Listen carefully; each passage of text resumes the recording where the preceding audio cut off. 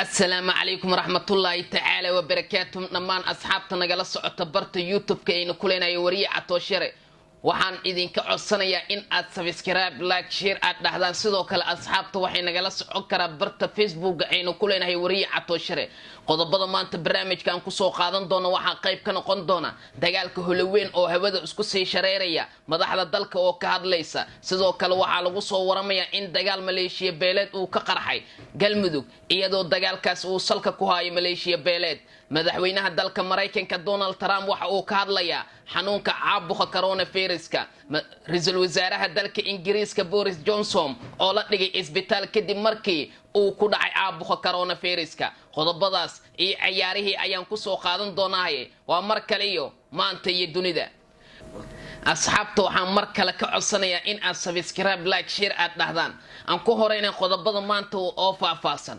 hulaweyn ayaa lagu soo waramayaa in dagaal Maleeshiya beeleed u dhaxeeya oo maalmihii u dambeeyay halkaas uu ka dhacay waxa ka hadlay qaar ka mid ah xildhibaanada baarlamaanka Soomaaliya ee xildhibaanada baarlamaanka Koonfur Galbeed ee Soomaaliya waxay sheegeen in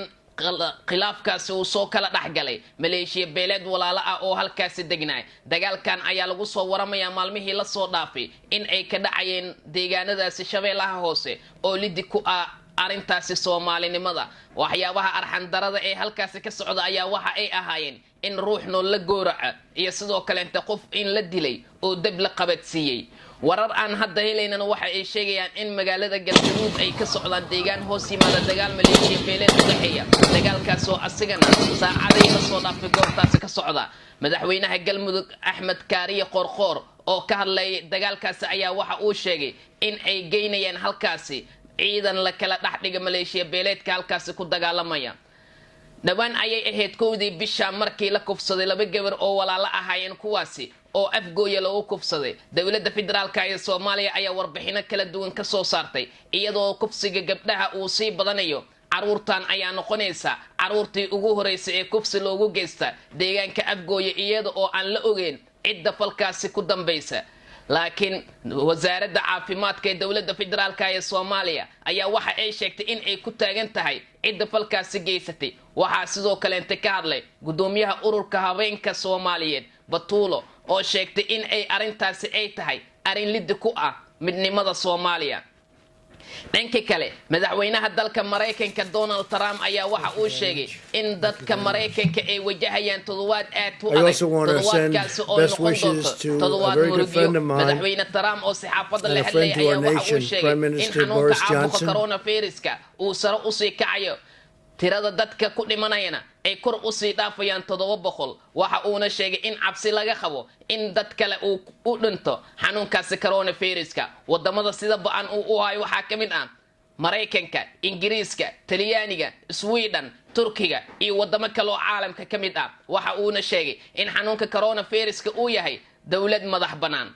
hadii aynu eegno dhankii ciyaaraha